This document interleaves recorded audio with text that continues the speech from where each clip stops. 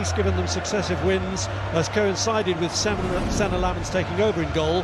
But the match-winning hero at Anfield, Harry Maguire, is sidelined with a knock, so Lenny Yoro returns. It is a landmark day for Bruno Fernandes as he plays the 300th match of his United career. Mason Mount was United's other doubt. He's not in the starting 11, where Benjamin Šeško's return moves Mateus Cunha out wide. But Mount is on a bench that includes Tyrell Malacia, who hasn't figured in the first team since last January. Fabian Hürzeler has never named an unchanged team since he became Brighton manager, and that's still the case after the win over Newcastle. His goalkeeper Bart Verbruggen has played every league match, but the Belgian Maxim de Kuyper, who didn't start last time out, does so today. The speculation linking Carlos Baleba with United has led to an unsettled period for him, but he carries on playing.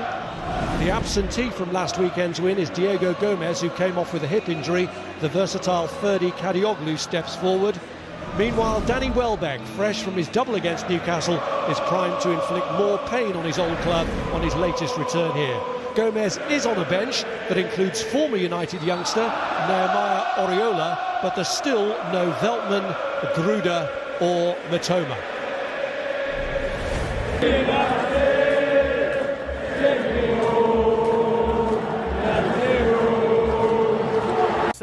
Manchester United, great, and we can speak live to Gary right now. That is some honour, Gary, to be the 25th player to be inducted into the Premier League's Hall of Fame. Congratulations.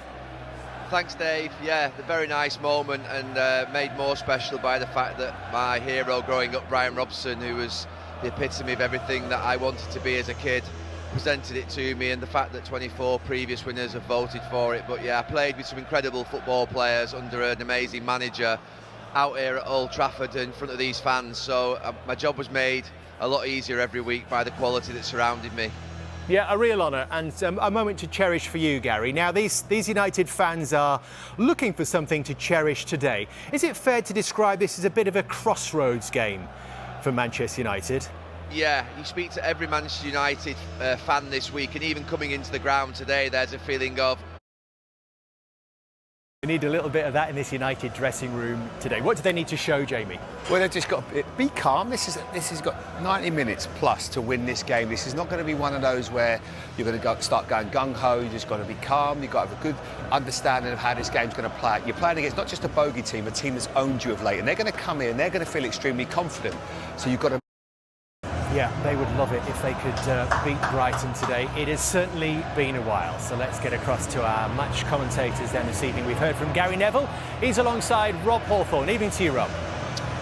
Hello, Dave. Well, here we are where the positivity is back at Old Trafford off the back of their last two wins, but every European week really amplifies Manchester United's hurt at not participating in it this year, especially when those with connections here are scoring in the Champions League, the likes of Rashford, McTominay and Weghorst.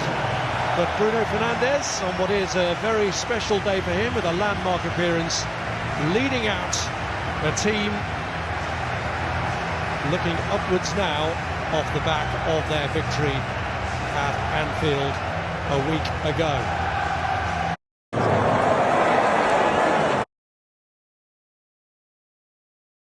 Every European week really amplifies Manchester United's hurt. Fernandes, on what is a very special day for him with a landmark appearance, leading out a team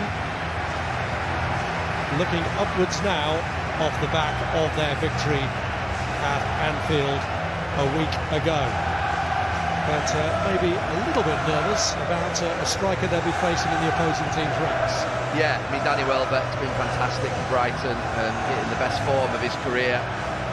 Obviously had some injuries earlier on in his career at Arsenal and Manchester United, but yeah, Manchester United's defence. I think Yoro coming in actually, I mean, Maguire was fantastic last week, may just help a little bit with the mobility of Brighton's front line.